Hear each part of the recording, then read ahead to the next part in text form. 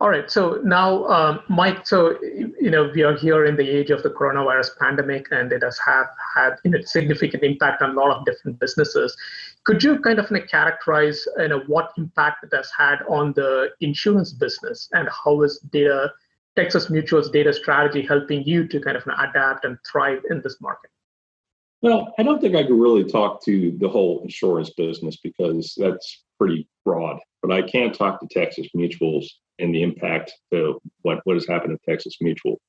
When the pandemic issues started becoming apparent earlier this year, it really resulted in a thirst for information within our management and executive team at Texas Mutual.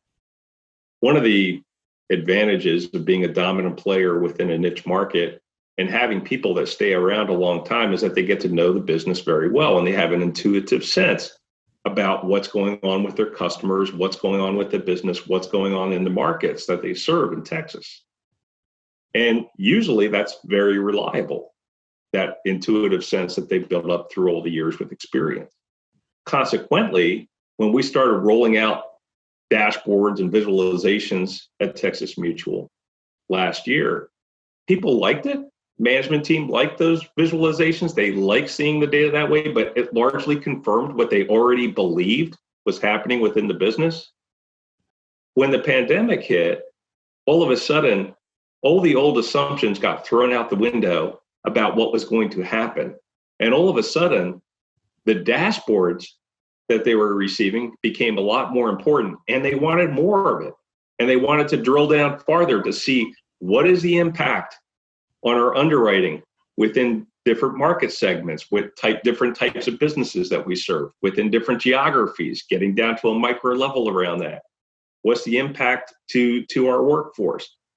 We were able to very quickly spin up many dashboards that were requested by the senior leadership team. And within a couple of weeks, literally within a couple of weeks, able to produce that information on their version at their homes. The adoption of the data visualization tools has actually helped us from a CDO standpoint. And that's great to know. So we were also kind of doing the same exercise at our company, and I'm assuming every single organization went through that. Now, you talked about the three different initiatives or the pillars. Let's start with the data platform. And so the data platform, I kind of see it as the fundamental foundation kind of stuff. So tell us what constitutes your data platform, and how is that kind of you're seeing the evolution of that within Texas Mutual? When I first arrived at Texas Mutual, the data platform was a on-premises data warehouse that was well past its prime and very complex, with lots of very complex ETL code that was generating that data warehouse that nobody really understood within the organization. Was never really was probably not well architected at the time it was built, but certainly by modern standards was not what the organization needed to move forward. And especially because it was prone to breakage and it was pretty fragile. We made a commitment, and actually the data platform was the last thing of those three pillars I actually got to, but about July of 2019, I started getting to that. Initially, I had left that data platform with IT to manage, but in July of 2019, I decided we really need to move forward with our cloud strategy. So we very quickly came up with a roadmap on how we're going to migrate our data and analytics capability to the cloud, and really began that migration this year. And really in July of 2020, we really started this migration. And in November, we were able to start moving the first pilot users into the new cloud data warehouse environment. Okay, all right, that's great to hear. So, because cloud is definitely becoming the norm right now. So, within the platform, I would assume the data integration is a component within the data platform.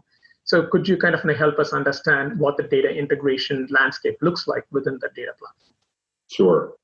Well, again, what I inherited was much different, and it was not the kind of data integration that you would want to do today.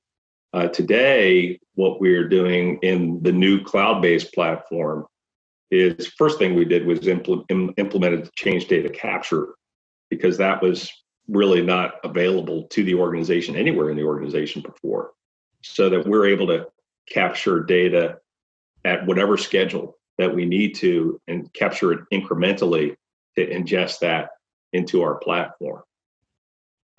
The other thing from an integration standpoint that we're doing that was new is we started using data warehouse automation tools. These data warehouse automation tools that we started using have really increased the productivity of our developers by 5 times or more. Not only that, it somewhat future-proofs us, because we can very easily use the same data warehouse automation tools to re-platform if we want to move elsewhere in the future. And we don't have to hand code all of that today. So we're trying to automate as much as possible, which in the old environment around integration would have been a lot of very slow hand coding. The other thing that we're doing within the as we're building this out is we are building quality right into the process. So for every piece of code that's being developed out there, for every change within the data warehouse, we're developing automated test scripts to go test those changes, because we know with data pipelines, we're going to be building many, many, many data pipelines over time. We'll build hundreds, thousands of data pipelines that are all very unique. And one of the things I was concerned about as we build those things out is that then you have to maintain those. And if you do not automate your testing, and you're going to have to change these things all the time, things are going to break. And if don't have automated testing, your team will be quickly overwhelmed just trying to keep up with the changes. So that was really kind of core to as we're rebuilding this whole thing. Automating and then building the quality right in, including the automated test scripts to do regression testing. Gotcha. All right, so you're kind of embarking on the modernization aspect of both your analytics as well as the cloud at the same particular time.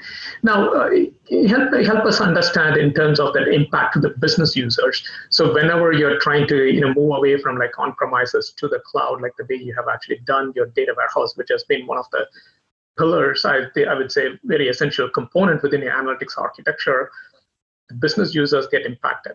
So how have you kind of put some mitigation efforts in place so that the business continues, they're able to continue the work that they were actually doing when you are doing this transition? Yeah, well, this transition is happening over a long period of time. I mean, we are just introducing our first pilot users into this environment, and the pilot users that we're introducing are various analysts that are pretty data savvy already, and our actuary team, which is also very data savvy. The reason we're having them as our first pilot users is so that they can begin to give us feedback on this new data warehouse environment, and we can make changes.